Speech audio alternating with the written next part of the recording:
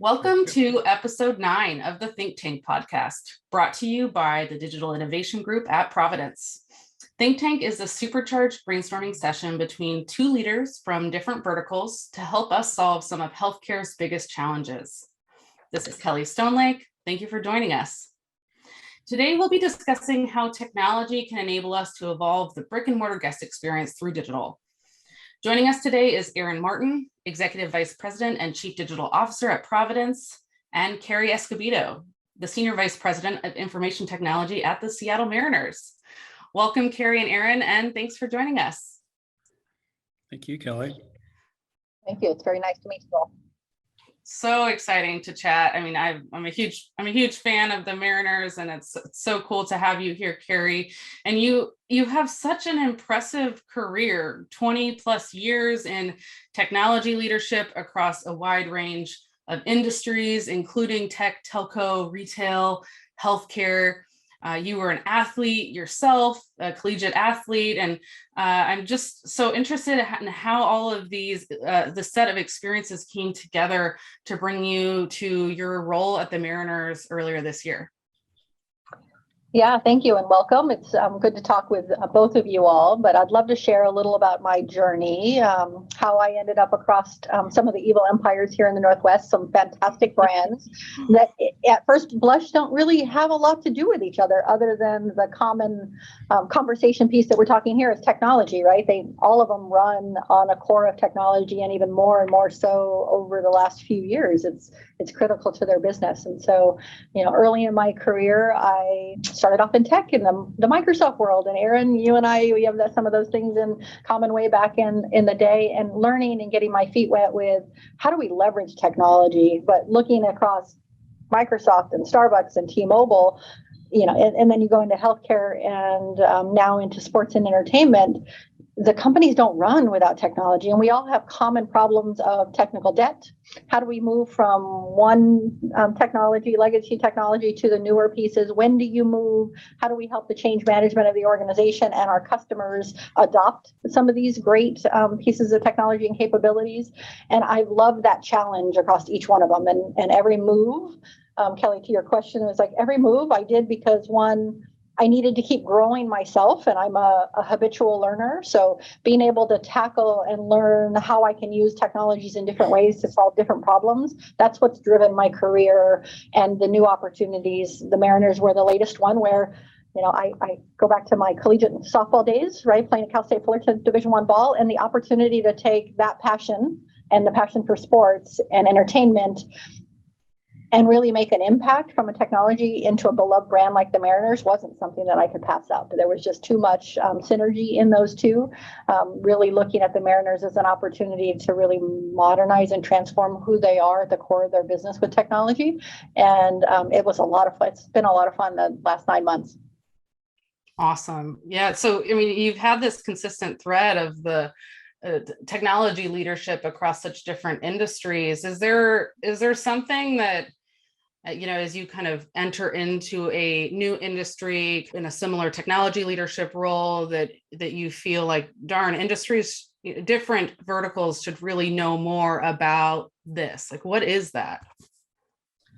Yeah, it's interesting because I think that the thread of the roles I've taken are about where the company is in its life cycle, right? And I think, Erin, you've got a common, kind of thread in that as well. You come in when we're at a precipice of we can't keep doing things the way that we have been doing them over the years, and it's time to change. And the existing folks, while they're great leaders, great technologists, they may not just know how to make that shift. And so coming into an organization, it's really about how do we help the organization embrace the opportunities and embrace the changes that the technologies will bring at the core business level.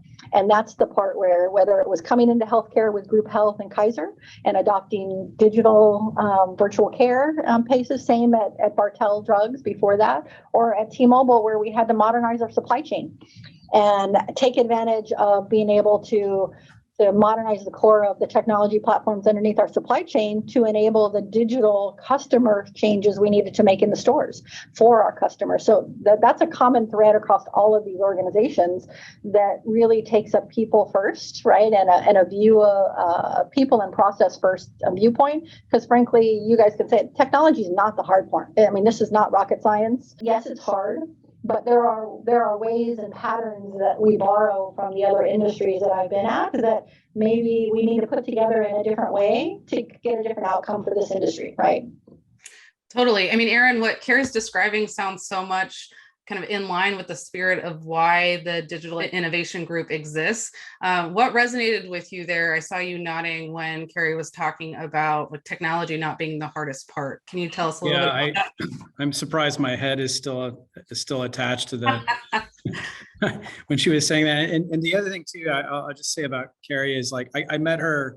She was at Group Health, and like she was kind of a little bit of my sensei there because I think if I recall correctly, I kind of just had joined Providence, and Group Health had done a bunch of kind of pioneering work in mobile and that kind of thing, pretty advanced in terms of, you know, relative to other health systems. So it's really, really fun to be talking to her today. You know, I think the biggest issue, like Kari is saying, is the technology, especially if you're in an industry that's behind, is not the issue. It's the change management and it's the infrastructure that you have to deal with. And it's also, you know, with healthcare, there's also a big regulatory, you know, piece to it as well. There's just certain things that are just, you know, just create a lot harder issues. I'll have been at Providence 8 years in January. And a lot of the first, you know, 4 or 5 years has been infrastructure development. Let's just put it that way. Like it's roads, bridges, you know, that kind of thing, you know, is the metaphor I would talk about before you can, you know, kind of start to even have fun with the technology and really innovate around it. When I joined the organization, we had 53 websites. That's a real number. Like I couldn't believe that any organization would have 53 websites, but we did. And what it came from is it's a metaphor for how health systems, you know, got created over time. They're very federated models with not a whole lot of central governance, right? And so each individual hospital would have their own kind of director of, you know, marketing who had launched their own website. And what happened is as the internet evolved, you know, say in Southern California, for example, we started competing against ourselves online. Like our brand was very fragmented and we had different websites, right? And so I showed recently this massive improvement as we moved to kind of what we call, not surprisingly, one site, putting all these different, you know, parts of the organization on a single web platform. We've pretty much completed that. Now we're down from 53 to like 2. And we showed this massive increase year over year of 88% improvement in traffic, which is, you know, for a legacy organization is insanely high. And the thing I told the, you know, the leadership team is like, this is impressive, but basically how we did it is we just stopped competing with ourselves, right, in these markets. So a lot of this stuff is pretty basic things that you got to put into place. Thanks so much. So yeah, today, I mean, we're going to be talking about building that infrastructure and delivering on that infrastructure from an in-person guest experience standpoint. And Kari, I mentioned, you know, I love the Mariners. I was so excited to see we'd be talking to you, but I have to admit, I started sweating a little bit when I sat down to start thinking about this conversation, because I think unlike some of our past guests, MLB and healthcare do not scream analogous challenges to me, right? But I will say that fear has turned into total excitement, because that's kind of the whole point of this conversation and why we have this podcast, right? Which is about uncovering these parallels. And I think, you know, we're kind of already getting into it broadly, but let's like really focus on our topic. And before we jump into it, I'd love to just establish some context and baseline for folks. Can you both share what the intersection of technology and in-person guest experiences looks like for each of your organizations today? So I mean, we are tackling that challenge right now. I think the 100-plus-year-old sport that we're in, right? And we think about the Mariners. Yes, we are the Mariners, the baseball team, but we are also T-Mobile Park and all of our other venues, an entertainment venue. And so we have a bit of dual purpose going on, much like most industries. But from a baseball perspective, you all know the product we have, right? And you come and you watch the game, but while you're there for 3+ hours, attention spans are a little shorter than they used to be, where you used to sit with your dad or your mom or your grandpa watching the game, and all you did was watch the game. The entertainment part of baseball, and when you come, has become a bigger and bigger part of drawing fans in because of the competition that we have for people's attention and their dollars and their revenue, right? And to feed that passion. So, we put on a show when you come into the stadium, and Kelly, you talked about, you come and you watch the show. We run the big Jumbotrons and the Mariner Vision and the light show that comes in here, and the moments of exclusivity of how we bring in all of the community and the give back that we have and the community involvement. How do we weave together the story of who we are as a brand as we serve the entertainment needs? Yes, driving baseball as a passion and adopting new fans and new customers, or transferring them right from they're coming here to see the Red Hot Chili Peppers, but one day, and then how do we get them to come in and watch Mariners games, right? And to pull fans in that way, or as we build across the street from the stadium, an entirely new entertainment destination, restaurant, a new venue that we're building and will be live next year. All of those things we need to weave together, and technology is at the foundation of that. So how do we do broadcast? How do we be able to take advantage of all of the marketing and the social media and those pieces and bring that into interactions with our fans while they're here in the moment? How do we help them get in and out of the stadium super fast from a contactless perspective? Given today's day and age and the challenges with the pandemic, that is pushed that so far, so fast, that it's exciting, because you never waste a good emergency in technology, right, from an adoption perspective. So how do we help people go past the resistance and move into some of those, moving cashless to, as well in this venue over the last year? So there's so many opportunities to physically interact with things in the stadium, but then also from a digital perspective, how do we help bring all the massive amounts of data and create the story around the players on the field or the interactions that they're having with our communities, and bring that to the forefront of fans the way that they want to interact with it, not just the way that we want to. So how do we help personalize those interactions to make them super fans and not just somebody that comes to 1 or 2 games a year? So there's we can talk for hours, I think, and you've got a lot of the same challenges, Erin, right? With that is there's a lot of in person, but there's also so many opportunities to enhance that experience. Yeah, I think, with respect to healthcare, we call it the sacred encounter within our organization. So there's this thing that happens between the physician and the patient. It's not in our world, it's definitely not a customer service encounter, right? It's a professional consultation, one part of that. There's something spiritual going on around it, in some cases, depending on the situation. And, there's this special relationship between the clinician and the patient, because we talk about, vulnerability within our organization. And when people are sick, they're vulnerable. And we talk about serving the poor and vulnerable. And most people think about that in terms of, like, say, the Medicaid population or whatever. That's not what we're talking about. Like, anybody who's sick is vulnerable, right? Whether or not you're a Fortune 500 CEO or you're somebody who works in, retail or something like that, right? So what we always kind of think about is, like, how do you protect that sacred encounter? And what that means is eliminate as much of the distraction as possible so both parties can be super present in that interaction.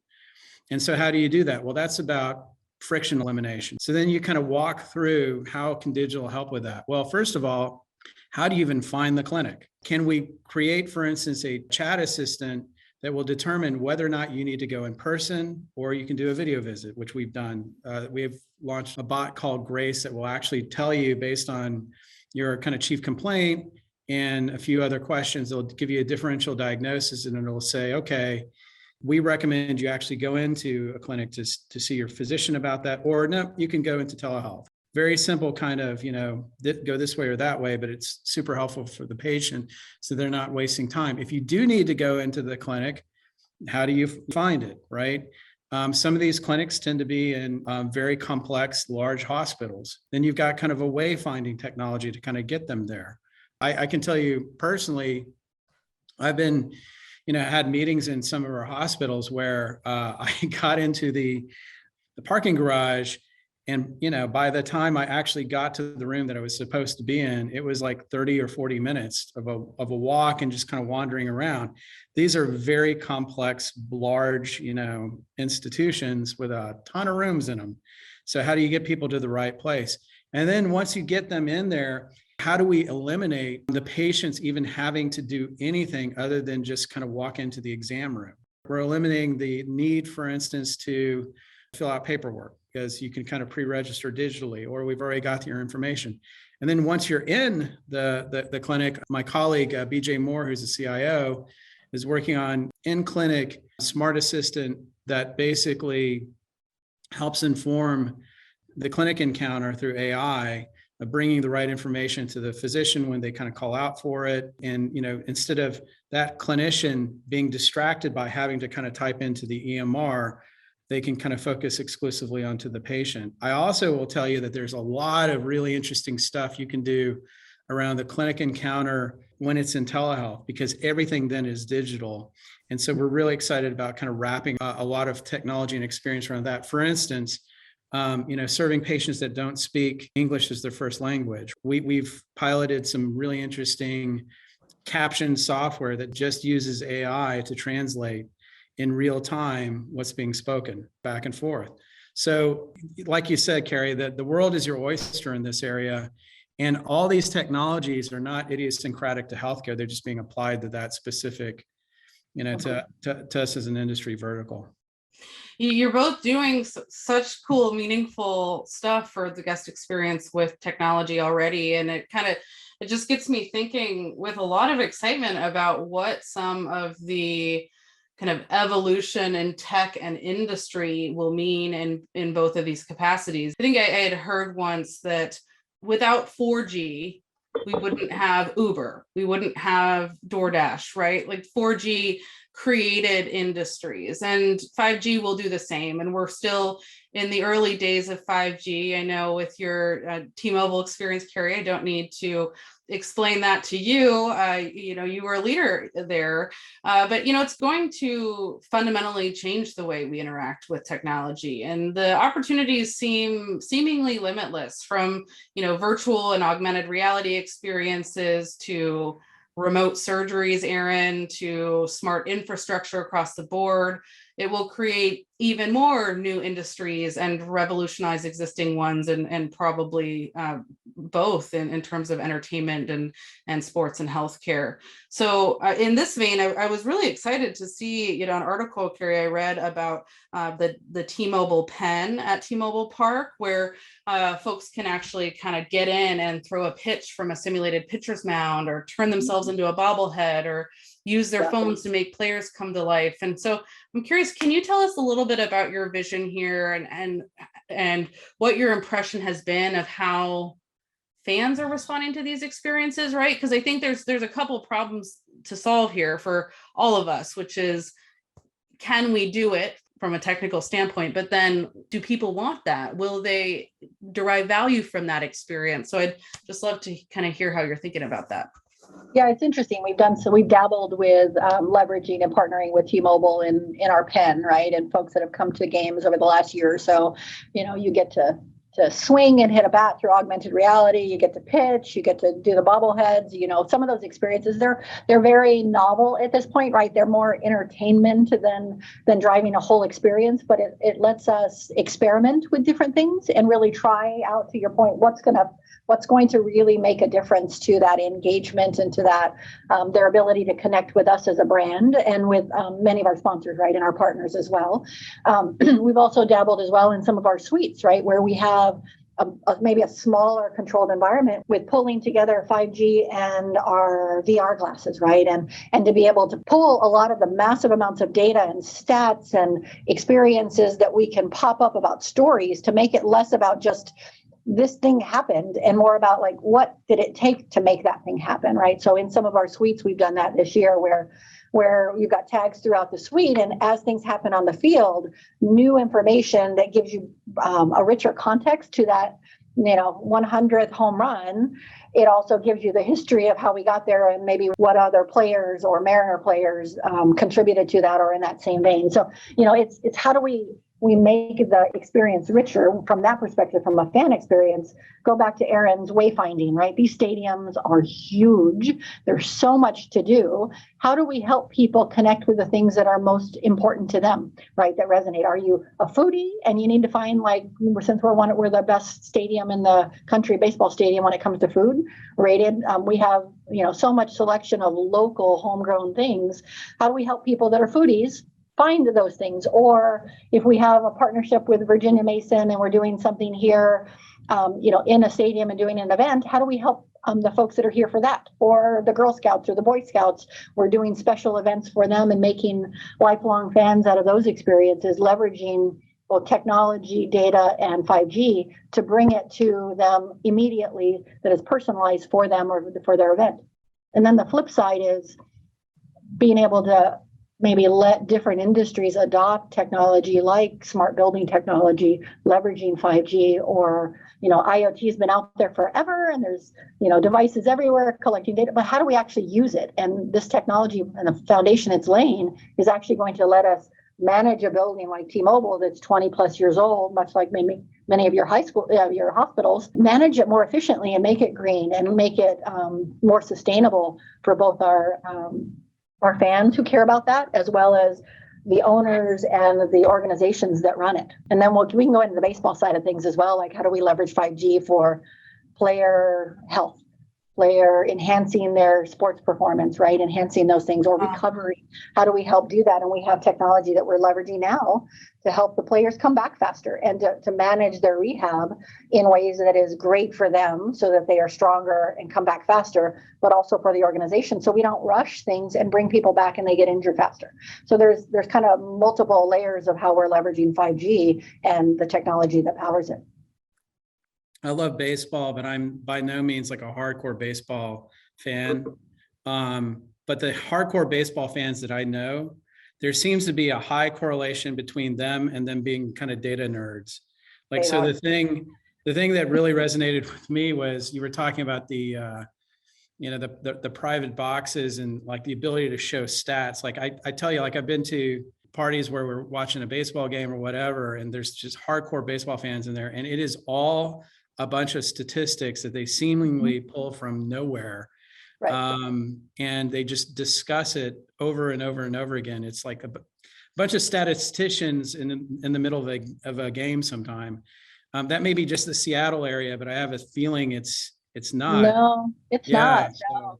And so how do we use it, right? And how do we allow feed the passion for the data nerds, because we're out there and there's a lot of them, and baseball nerds and data nerds seem to have a good crossover. Yes. A lot of them, like you said, because there are a lot of stats and 100 years of it. And how do we help make that data available to them, right? We do it in our app, right? Our baseball, we have a ballpark app that we trigger, and we partner with MLB to be able to bring some of those through, as part of the broadcast, but then also give them the ability to drill down into all the data we have, and how do the fans sitting in the seats pull that data up because they want to know more about this player or that player, or what happens next if they hit this, and the odds of someone hitting somewhere, because that kind of predictability is an interesting thing to those data nerds as well.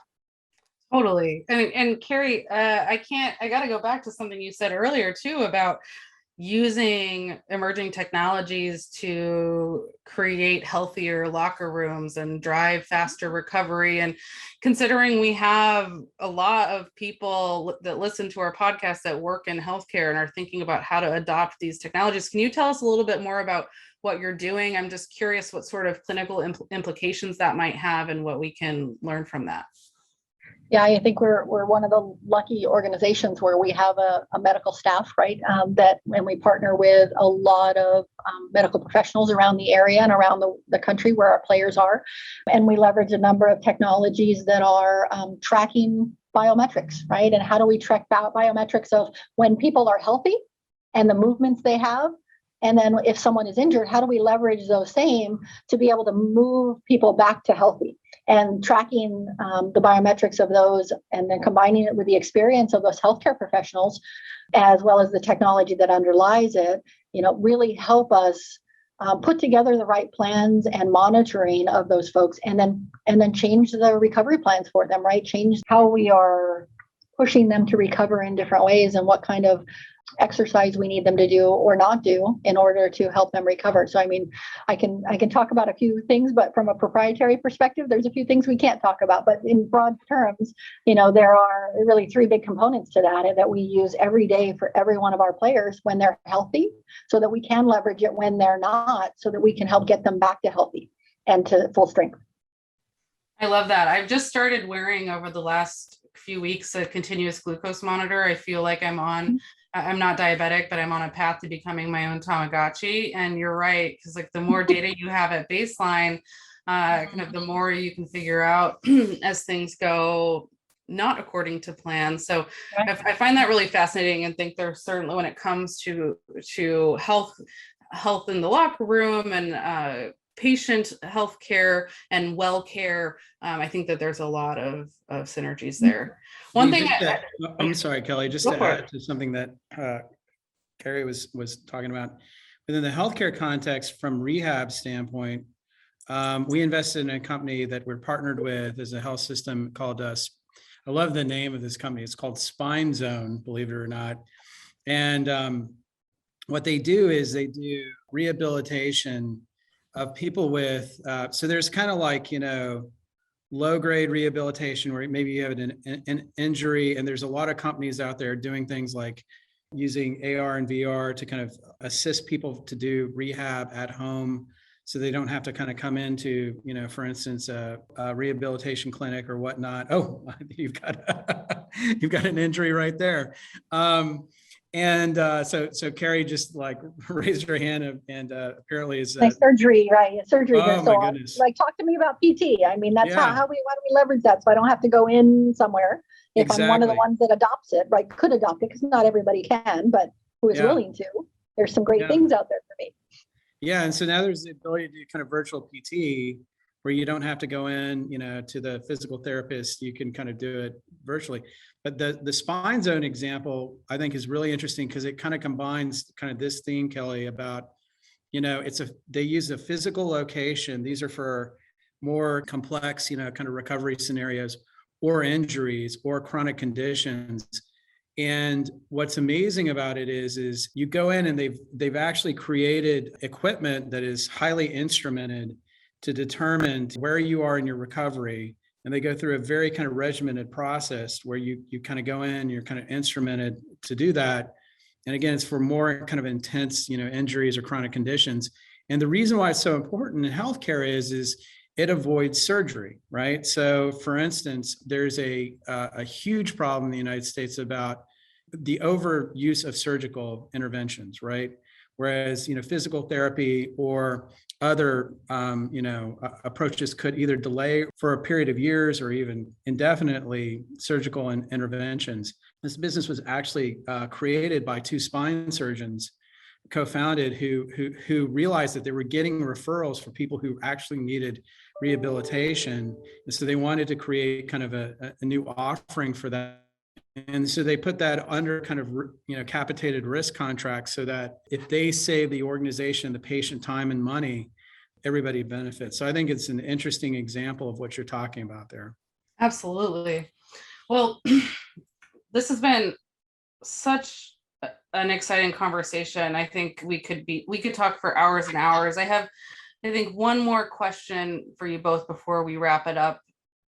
Something that I think is really fun to do on this podcast is to take, as I said at the beginning, two industries that just feel so different at face value and recognize how we are in the trenches navigating similar analogous challenges and differences that we can also learn from. And I'm curious as we look ahead, based on what we've talked about thus far in this conversation, and, augmented reality experiences and concierge and Wayfair and, biometrics, contactless service opportunities.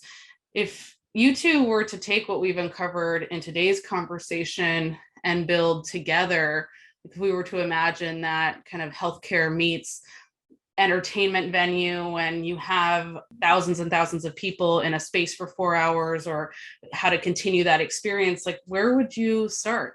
I think Kari already kind of mentioned a couple of things that she's already involved in, which is, taking better care of the players, faster recovery, that kind of thing. Something that also strikes me is, how do you get patients and consumers engaged in not just kind of watching sports, but kind of participating in it and having kind of a healthier kind of lifestyle. I think for a lot of folks, who may be kind of struggling with like, diabetes or weight issues or those types of things, the prospect of getting involved in any kind of organized sports seems daunting. And then how do you kind of promote it? I'm a huge soccer fan, and the Sounders does an incredible job of kind of promoting kind of youngsters to kind of get involved in it. But what I would think about is like, how would you get old people like me, I'm 52, involved in something that's less intense that could benefit them, right? So I think that would be one area that where intersection of kind of health and wellness and sports. Kari, I don't know. What about you? Yeah, it's interesting because we do, like the Sounders do, of course, we support, from a pillars of our community and how do we give back to our communities. We're a baseball organization at our core, and we support getting kids involved, right? Kids and teenagers involved in baseball and softball in underserved communities that don't normally have those opportunities. And if you look at from a population health perspective, many of those communities also have the propensity for some of the things you talked about, because they don't have the opportunities to be involved in organized sports.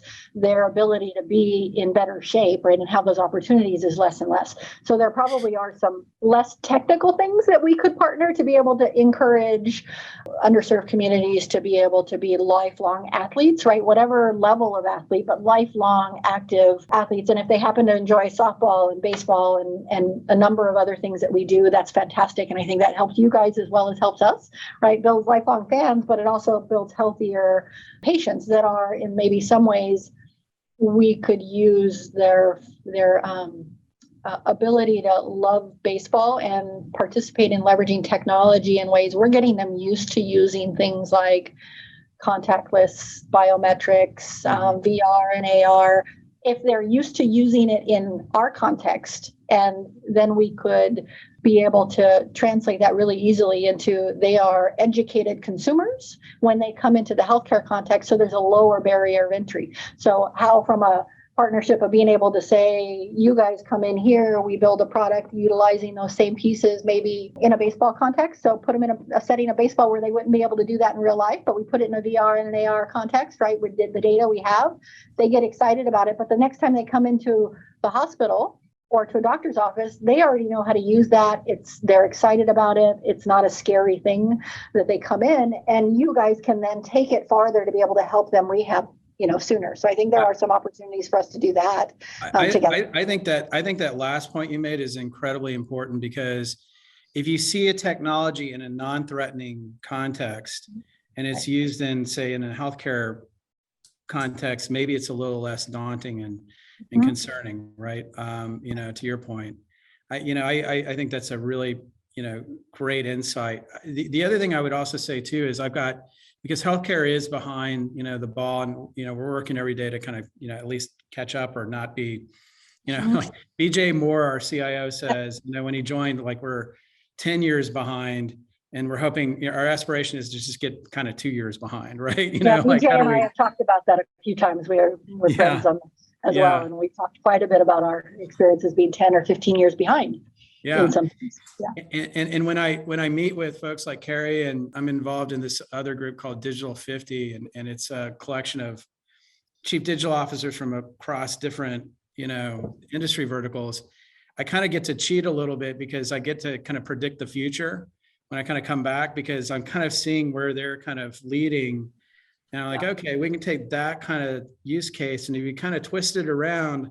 So for instance, like looking at what Kari does in terms of wayfinding would inform how we would do that in a hospital. So I think those are kind of some areas I love that so much. It reminds me of, the experience if you are Spotify users of the Spotify Wrapped at the end of the year. They, give you some cool analysis and shareable artifacts about your listening over the year. And I saw a funny tweet this week that was like, Spotify is pretty much the only company that's nailed the look at all the tracking we're doing on you and how fun it is, right? Yeah. And it's funny, but it's also like, when there's that kind of entertainment value to understanding why some nascent or kind of less familiar technologies are a part of our worlds, I think it really can drive behavior change and overall comfort and safety and familiarity with some of those practices. And so, Kari, I think I agree with Erin. I think what your idea is genius, because,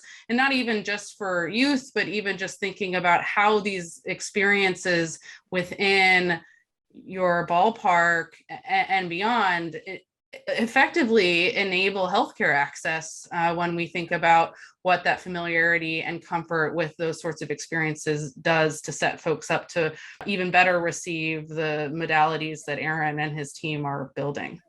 Yeah, because if they go down there and they fully enjoy throwing a pitch, but not really throwing a pitch, but feeling the experience and the excitement, well, then the next time they come in there, and if you put something like that in place for them to be able to track, all of their movements, they're going to think back to the baseball experience they had, and it's not going to feel threatening. It's not going to feel scary. It's not going to feel like Big Brother, right, doing things. It's going to feel like an extension of that good feeling they had when they were here doing it. Yeah, and your hope is, obviously that they visit your park more than they visit the hospital, and so they're experiencing, say, for instance, AR. At the park, and they see a similar kind of thing, it'll be, oh, that's just like what I saw in that consumer experience. It lowers the barrier for adoption for us, right? So you're doing a lot of the work on our behalf at some level. Yeah. Absolutely. Well, such a fascinating conversation. I think, I started off saying I was sweaty and skeptical of where we were going to land. And I think we've landed, like even this last exercise, probably one of the most valuable, practical, potential ways of thinking about what these partnerships can look like. So, Kari, Erin, thank you so much for joining us today. Thank you. Good talking to you guys. You've been listening to the Think Tank podcast, brought to you by the Digital Innovation Group at Providence.